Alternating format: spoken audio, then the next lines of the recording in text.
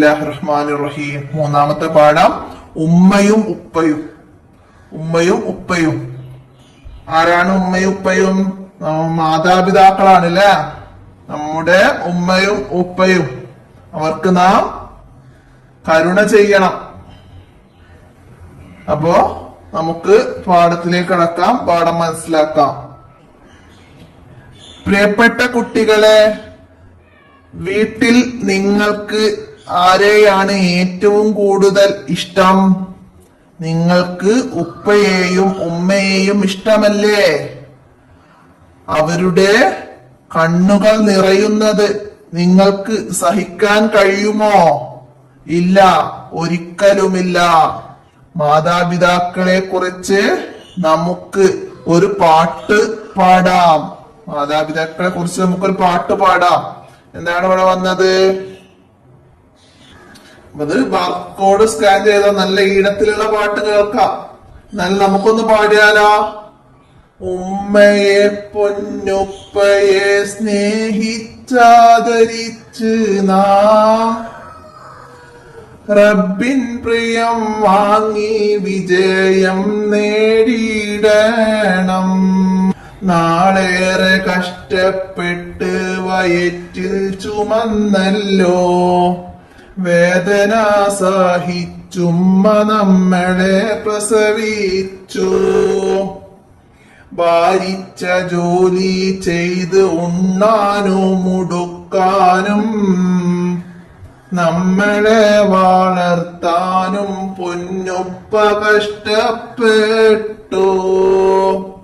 അപ്പൊ എന്താണ്? നാം ഉമ്മയെയും പൊന്നുപ്പയെയും സ്നേഹിച്ചാദരിക്കണം. റബ്ബിന്റെ പ്രിയം വാങ്ങി വിജയം നേടാം. ഒരുപാട് നാള് കഷ്ടപ്പെട്ട് വയറ്റിൽ ചുമന്ന് പ്രസവിച്ചത് നമ്മുടെ പൊന്നുമ്മയാണ്. ഭാരിച്ച ജോലികളൊക്കെ ചെയ്ത് നമുക്ക് ഉണ്ണാനും ഉടുക്കാനും നമ്മളെ വളർത്താനും പൊന്നുപ്പ കഷ്ടപ്പെട്ടു. അപ്പൊ അതൊക്കെ നമ്മുടെ ഉമ്മയും ഉപ്പയുമാണ്. അപ്പൊ അതൊക്കെ മനസ്സിലാക്കാം. നമുക്കിതിലെ പോയിന്റുകൾ മനസ്സിലാക്കാം. ഗർഭം ചുമന്നതും വേദന സഹിച്ചു പ്രസവിച്ചതും ഉമ്മയാണ്. നമ്മെ ഗർഭം ചുമന്നതും വേദന സഹിച്ചു പ്രസവിച്ചതും ഉമ്മയാണ്. നമുക്ക് വേണ്ടി കഷ്ടപ്പെട്ട് ജോലി ചെയ്യുന്നത് ഉപ്പയാണ്.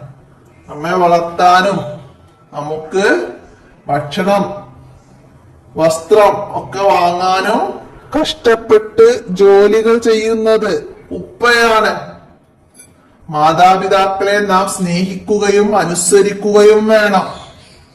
മാതാപിതാക്കളെ നാം സ്നേഹിക്കുകയും അനുസരിക്കുകയും വേണം. മാതാപിതാക്കൾക്ക് വേണ്ടി നാം ദുആ ചെയ്യണം.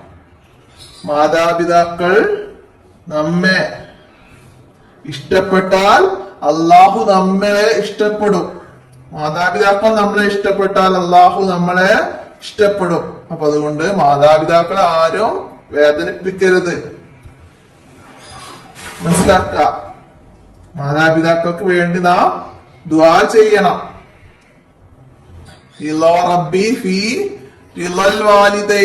പഠിക്കുക. റബ്ബി തൃപ്തി മാതാപിതാക്കളുടെ തൃപ്തിയിലാണ്. ആശയം എഴുതാൻ പറഞ്ഞിട്ട് വരും.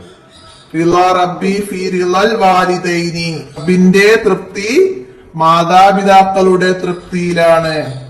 ആശയം എഴുതാൻ വരും. റബ്ബിന്റെ തൃപ്തി മാതാപിതാക്കളുടെ തൃപ്തിയിലാണ്. അപ്പൊ ഇത് തന്നിട്ട് റബ്ബിന്റെ തൃപ്തി ഡാഷ് തൃപ്തിയിലാണ്.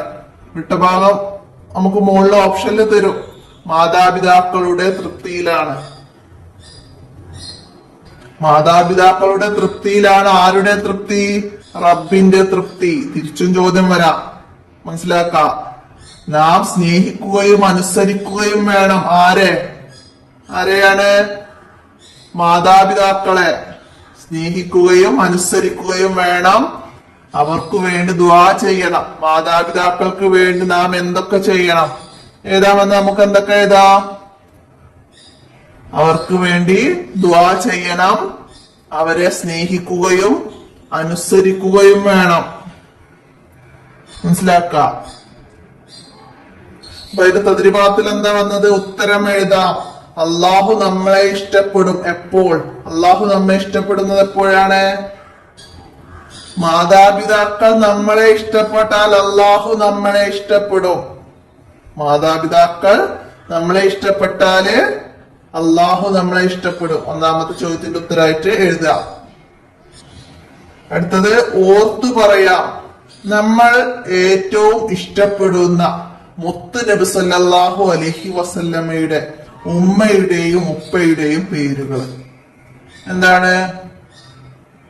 നമ്മൾ ഏറ്റവും കൂടുതൽ ഇഷ്ടപ്പെടുന്ന മുഹമ്മദ് മുസ്തഫ സല്ലല്ലാഹു അലൈഹി വസല്ലമയുടെ ഉമ്മയുടെയും ഉപ്പയുടെയും പേരുകൾ എല്ലാവർക്കും അറിയില്ലേ? നമ്മള് പഠിച്ചതല്ലേ? നമ്മൾ അഖീദയിൽ പഠിച്ചിരുന്നില്ല. ആമിന ബീവിയാണ് ഉമ്മ, അബ്ദുള്ളയാണ് ഉപ്പ.